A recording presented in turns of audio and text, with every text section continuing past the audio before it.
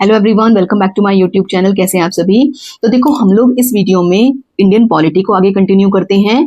Previous class में मैंने आप लोगों को फंडामेंटल राइट्स स्टार्ट करा दिया था और फंडामेंटल राइट्स से रिलेटेड मैंने कुछ राइट्स बता दिए थे। For example, right to equality में मैंने आर्टिकल 14 बताया था आपको, आर्टिकल 15 बताया था, आर्टिकल 16 भी स्टार्ट करा दिया था और इससे रिलेटेड केसेस को आज में पढ़ना है। ठीक है, तो देखो, अगर आप मेरी क्लासेस में कंटिन्यू बने रहोगे ना, तो आपको वो सारे कंफ्यूजन वाले जो सारे टॉपिक्स होते हैं ना, वो सारे मैं आपको साथ के साथ क्लियर कराती रहूंगी। ठीक है, जैसे आपको डिफरेंट डिफरेंट केसेस कैसे कनेक्ट करने होते हैं, कहां कहां से आर्टिकल 16 से क्वेश्चन बन जाते हैं, ये सारी चीजें मैं आप लोगों को अपने इस वीडियो में कंटिन्यू बताती रहूंगी। ठीक है, तो प्लीज आप चैनल से बने रहेगा।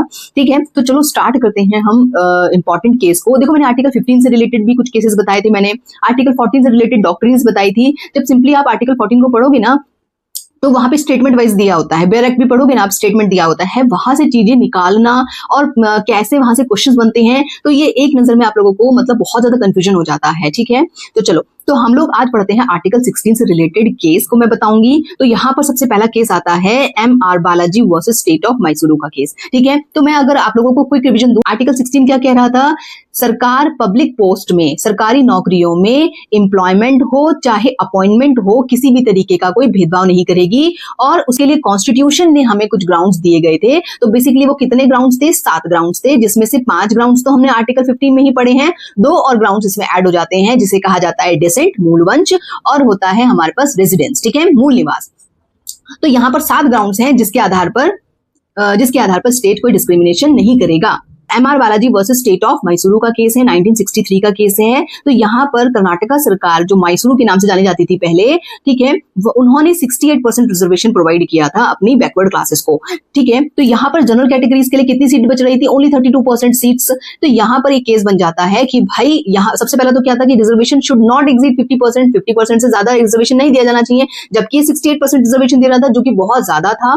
ठीक है, और दूसरा यहाँ पर ये कहा गया था इस केस के through, caste alone could not determine backwardness, कि सिर्फ जाति के आधार पर आप पिछड़ेपन को निर्धारित नहीं कर सकते हो। तो कोर्ट का ये कहना था कि भाई, अगर आपको रिजर्वेशन देना है तो आपको 2 क्राइटेरिया को फुलफिल करना पड़ेगा। सबसे पहला है कि भाई, वो जो जाति है, वो जो कास्ट है, वो सामाजिक रूप से, दैट मीन्स सोशली और एजुकेशनली बैकवर्ड होनी चाहिए, दैट मीन्स शैक्षणिक रूप से बैकवर्ड होनी चाहिए, तभी उस क्राइटेरिया, उस कास्ट को रिजर्वेशन प्रोवाइड किया जा सकता है। ठीक है, चलो, फिर इसके बाद एक और चीज कही थी कि भाई, जो भी आप, जिस भी कास्ट को आप रिजर्वेशन दे रहे हो, जिस भी क्लास को आप रिजर्वेशन दे रहे हो, उनका राज्य की नौकरियों में एडुकेट रिप्रेजेंटेशन नहीं है, तभी जाके आप उसको रिजर्वेशन प्रोवाइड कर सकते हो। ठीक है, तो क्लियर हुआ। तो MR Balaji versus state of Mysuru का केस क्या था? 1962 में कर्नाटका सरकार 68% रिजर्वेशन लेके आ जाती है अपनी पॉपुलेशन के लिए। तो यहाँ पर क्या था कि 68% रिजर्वेशन बहुत तरीके से कॉन्स्टिट्यूशन को हिट कर रहा था, वहां की जनरल पॉपुलेशन के फंडामेंटल राइट्स को अबॉलिश कर रहा था। तो इस वजह से केस में ये सुनवाई होती है कि भाई, रिजर्वेशन को दो आधारों पर दिया जाना चाहिए। यदि जाति क्या है, सोशली और एजुकेशनली बैकवर्ड है और उनका एडुकेट रिप्रेजेंटेशन नहीं है। ठीक है, चलो, फिर इसके बाद दूसरा केस आता है, केस जो है आपका Devadasan versus Union of India. यहां पर बात की गई थी कैरी फॉरवर्ड रूल को लेकर के। देखो, मैंने पिछले क्लास में समझाया था आपको कैरी फॉरवर्ड रूल क्या होता है। कैरी फॉरवर्ड का मतलब है कि भाई, अगर किसी साल में आरक्षित वर्ग की सीटें फुलफिल नहीं होती हैं, तो जितनी भी सीट आपकी वैकेंट रहती है, वो सीट नेक्स्ट ईयर ऐड हो जाएगी। ठीक है, इसे कहा जाता है carry forward rule. Supreme court ने इस केस में क्या कहा था? Supreme court declared carry forward rule is unconstitutional if it exceed 50% ceiling. अगर ये 50% की सीमा को पार करता है तो ये अनकॉन्स्टिट्यूशनल हो जाएगा।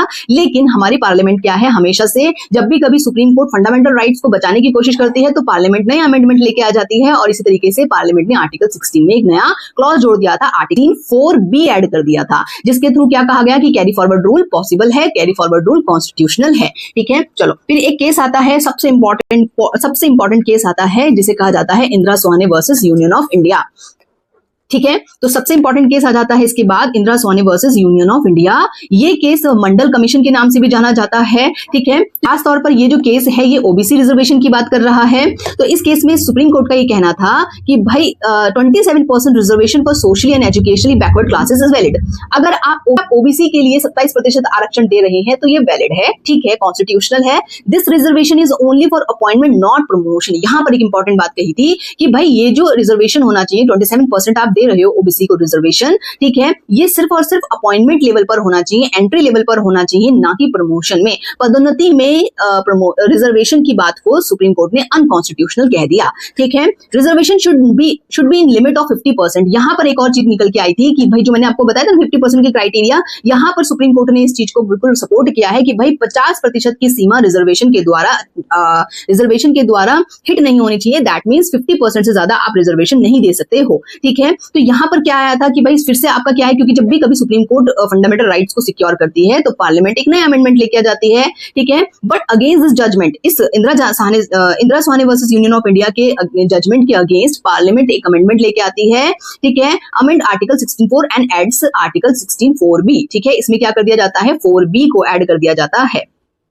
क्लियर हुआ, ठीक है। चलो, तो Indira Sawhney versus Union of India का केस आप लोगों को समझ में आया, इसके थ्रू क्या किया गया था। और साथ के साथ एक और प्रिंसिपल यहां पर दिया जाता है जिसे कहा जाता है क्रीमी लेयर का प्रिंसिपल, ठीक है। तो इसको मैं नेक्स्ट वीडियो में आप लोगों को समझाऊंगी कि क्रीमी लेयर का प्रिंसिपल किसे कहा जाता है। तो देखो, बच्चों को बहुत ज्यादा कंफ्यूजन होता है क्रीमी लेयर और नॉन क्रीमी लेयर को लेकर के, क्या इसमें डिफरेंसेस हैं और ये कौन सी कैटेगरीज पर अप्लाई होता है, ये सारी चीजें हम नेक्स्ट वीडियो में डिस्कस करेंगे। अभी के लिए यहाँ तक आप लोगों को ये वीडियो समझ में आई होगी, जिसमें हमने कौन कौन से केसेस करे थे। MR Balaji versus state of Mysuru का केस कहा था, फिर हमने T Devadasan versus Union of India का केस किया है, फिर इसके बाद हमने किया है Indira Sawhney versus Union of India. ये सारे के सारे केसेस रिजर्वेशन के प्रोसेस को, रिजर्वेशन की सीमा को बहुत हद तक डिफाइन कर रहे हैं। रिजर्वेशन अपने आप में एक बहुत ज्यादा कॉम्प्लेक्स टॉपिक है। मैं कोशिश करूंगी कि रिजर्वेशन पर भी एक पूरी कंप्लीट वीडियो आप लोगों के लिए लेके आऊं, जिसमें उसका हिस्टोरिकल बैकग्राउंड क्या है, एडवांटेज डिसएडवांटेजेस किस तरीके से होती हैं, हमारे कॉन्स्टिट्यूशन में क्या क्या प्रोविजन, कहां से कौन कौन से प्रोविजन जुड़े हैं रिजर्वेशन को लेकर के। सिर्फ आप ये मत समझिए आर्टिकल 16, 15 यही सब आपके रिजर्वेशन रिलेट करते हैं। इसके अलावा भी बहुत सारे आर्टिकल्स हैं जो कंप्लीट होलिस्टिक वीडियो आप लोगों के लिए बनाई जाएगी,